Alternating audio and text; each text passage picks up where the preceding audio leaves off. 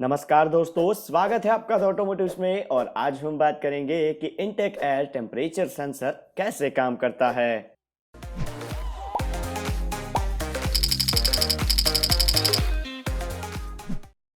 आपको पता ही होगा कि नई गाड़ियों में CRDI और MPFI फ्यूल सिस्टम काफ़ी पॉपुलर होने लगी है और उसका मेन रीज़न है एयर फ्यूल रेशियो कंट्रोल। यानी इस सिस्टम में इंजन में जाने वाली एयर और फ्यूल का जो रेशियो है वो काफ़ी एक्यूरेटली कंट्रोल हो सकता है, जिसके कारण आपको ज़्यादा फ्यूल एफिशिएंसी मिलती है। इन सिस्टम्स में एयर फ्यूल रेशियो कंट्रोल करने के लिए एयर की डेंसिटी और टेम्परेचर ये दोनों जानना ज़रूरी होता है। तो इसी के लिए इनटेक एयर के टेम्परेचर का मेजरमेंट करने का काम करता है इनटेक एयर टेम्परेचर सेंसर। तो आज इस वीडियो में हम देखेंगे कि इनटेक एयर टेम्परेचर सेंसर कहाँ पर लगाया जाता है, उसका कंस्ट्रक्शन किस तरह का होता है, इनटेक एयर टेम्परेचर सेंसर काम कैसे करता है, इनटेक एयर टेम्परेचर सेंसर क्यों खराब हो जाता है और अगर वो खराब हो जाता है तो उसके कारण गाड़ी के अंदर कौन से सिम्टम्स आते हैं, और लास्ट में हम देखेंगे कि intake air temperature sensor test कैसे करते हैं। Intake air temperature sensor vehicle की थ्रॉटल बॉडी में या फिर इनटेक मैनिफोल्ड में लगाया जाता है, जिसके कारण वो इंजन में जाते हुए एयर का टेम्परेचर प्रिसाइजली मेजर कर सके।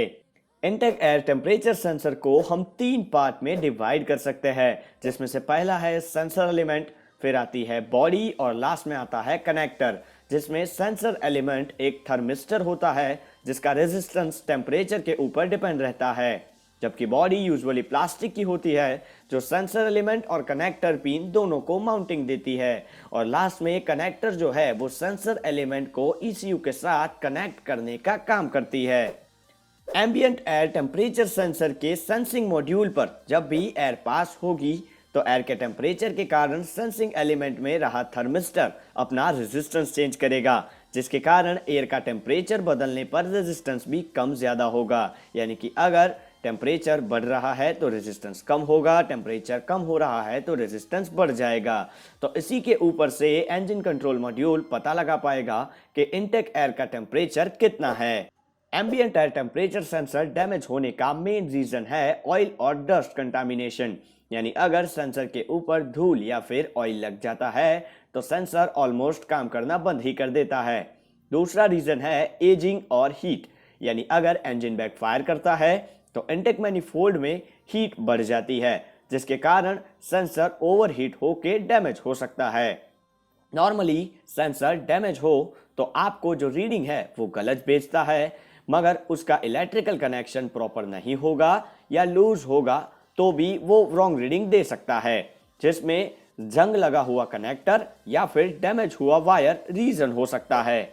अगर air temperature sensor proper reading नहीं देगा तो engine control module intake air को या तो ज़्यादा ठंडी या फिर ज़्यादा गर्म समझेगा, जिसकी वजह से मिक्सचर ज़्यादा लीन या फिर ज़्यादा रीच होगा, जिसके कारण इंजन आइडल बहुत ही खराब हो जाएगा और कोल्ड स्टार्टिंग के दौरान भी एयर को इंजन गर्म ही समझेगा और इंजन स्टार्ट होने में दिक्कत होगी।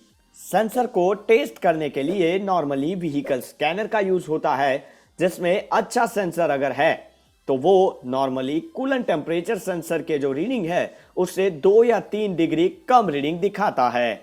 इसके अलावा आप सेंसर का रेजिस्टेंस ओहम मीटर या फिर मल्टीमीटर से मेजर कर सकते हैं, जिसमें सेंसर को निकाल के उसके कनेक्टर पिन के साथ जो मीटर है उसे कनेक्ट करना है। अब सेंसर का रेजिस्टेंस नॉर्मल कंडीशन में मेजर करना है, फिर उसी सेंसर के ऊपर हेयर ड्रायर से गर्म हवा मारनी है, जिसके कारण उसका रेजिस्टेंस जो है वो कम होगा और रीडिंग के अंदर फ्लक्चुएशन आएगा। अगर रीडिंग कम नहीं होता है तो सेंसर फॉल्टी है। यहाँ पर हीट के लिए हेयर ड्रायर को ही यूज करना है। अगर आप लाइट टॉर्च यूज करेंगे तो थर्मिस्टर डैमेज होके फट भी सकता है। तो दोस्तों, आज के लिए बस इतना ही। अगर आपको ये वीडियो पसंद आया है तो लाइक कीजिए, शेयर कीजिए और सब्सक्राइब कीजिए द ऑटोमोटिव चैनल को, ताकि नए लेटेस्ट टेक्नोलॉजिकल वीडियो का नोटिफिकेशन आपको सबसे पहले मिला रहे।